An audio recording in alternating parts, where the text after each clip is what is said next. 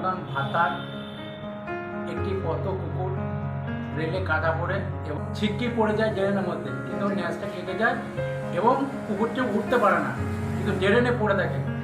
তা ভাতার কয়েকটা যুবক এবং অরিন্দম আমাকে ফোন করে, তা আমি সঙ্গে সঙ্গে আজকে সকালে দাদাকে এবং বৌদিকে ফোন করি, যেহেতু সকালে তো মেয়েদের একটা কাজ থাকে, আমাকে বললো তুমি কাজটা করে এসো, এবং উনি আমাকে বলেছে যদি কোনো সমস্যা হয় অবশ্যই আমাকে বলবে, আমি সহযোগিতা করবো।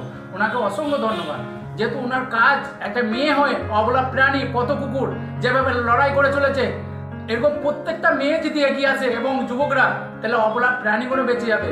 আজকে নিজের পকেট থেকে খরচা করে এবং দাদা যে বৌদি ছেলে লড়াই করছে পথ কুকুরের জন্য, এমনি পাবলিক হয়তো দু একটা অবলা প্রাণীকে যারা ভালোবাসে হয়তো তারা সহযোগিতা ওষুধের জন্য একটু করে, কিন্তু এবং আমরা পশুপ্রেমী, উনি এত যে ঝড় বৃষ্টি হলো কিন্তু প্রত্যেকদিন কুকুরকে খাবার দেয় নিজের পয়সায়।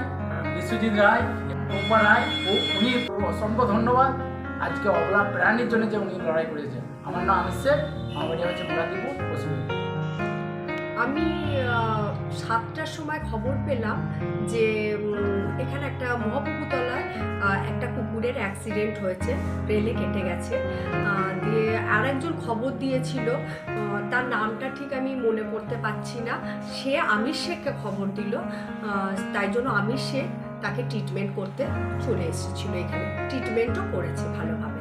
আমার একটাই বক্তব্য যে যারা এই কাজটা করছে তাদের সঙ্গে একটু সহযোগিতা করা, যাতে কাজটা আরো ভালোভাবে করতে পারে তারা, আর সমাজটাকে আরো সুস্থ করতে পারে। টুম্পা রায়।